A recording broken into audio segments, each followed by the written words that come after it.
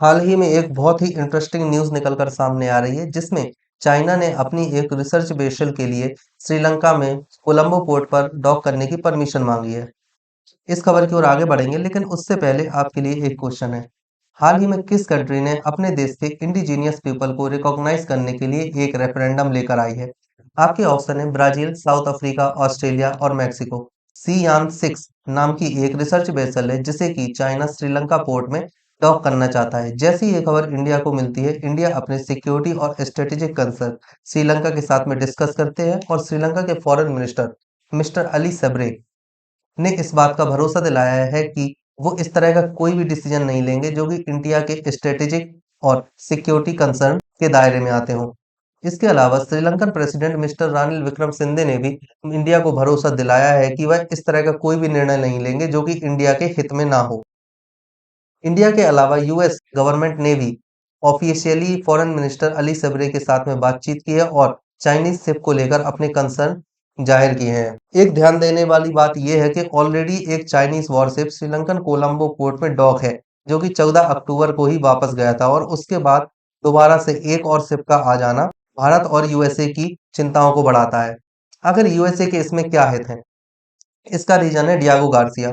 यहाँ पर आप देख सकते हैं ये ब्रिटिश इंडियन ओशियन टेरिटरी है जिसमें एक छोटा सा द्वीप है डियागो गार्सिया। यहीं पर अमेरिका का एक नेवी बेस है। अमेरिका के नेवी बेस की अगर डिस्टेंस देखें कोलंबो और डियागो गार्सिया के बीच में तो बहुत ज्यादा नहीं है और अगर चाइनीज बेसल कोलंबो पोर्ट पर आती है तो वह आसानी से अमेरिका के डियागो गार्सिया में स्थित नेवल बेस की जासूसी कर सकती है। दूसरी तरफ यदि हम देखते हैं तो चाइनीज मीडिया का ये कहना है कि सियांग सिक्स सिर्फ एक रिसर्च वेसल है। इसके अलावा चाइना के द्वारा इस तरह की कोशिशें पहले भी की जाती रही हैं। ये कुछ साल पहले का आर्टिकल है जिसमें 30 जनवरी 2020 को इसी तरह की एक और चाइनीज शिप थी जो कि इंडियन ओशियन में आ गई थी। चाइना के द्वारा इस तरह की कोशिशें पहले भी की गई हैं। अगर देखा जाए तो इसी साल जब यूएस नेवी के द्वारा एक युद्ध अभ्यास कंडक्ट कराया गया था जिसमें लगभग 26 कंट्रीज ने पार्टिसिपेट किया था, तब भी एक चाइनीज स्पाई शिप इस ड्रिल को ऑब्जर्व कर रही थी।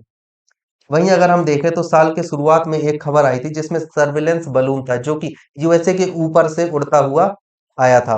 बाद में यूएसए आर्मी के द्वारा इसे फ्लोरिडा के पास गिरा दिया गया था। तब भी यह दावा किया गया था कि यह सर्विलेंस बलून चाइना का है जिसने की जासूसी के लिए यूएसए की तरफ ये बलून छोड़ा था। बाद में वॉशिंगटन पोस्ट के द्वारा इस खबर की पुष्टि की गई थी कि यह बलून इंडिया के ऊपर से भी गुजारा गया था।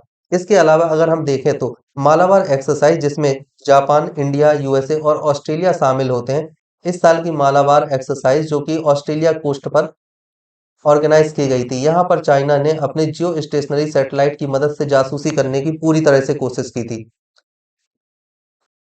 वहीं यदि हम बात करते हैं सियांग सिक्स की तो सियांग सिक्स एक तरह की रिसर्च वेसल है जो कि श्रीलंका की national resource research and development agency के साथ मिलकर काम करेगी जो कि समुद्र में मौजूद मिनरल्स का पता लगाएगी। इसके अलावा श्रीलंका के स्पेशल इकोनॉमिक जोन में जियोग्राफिकल मैपिंग भी करेगी।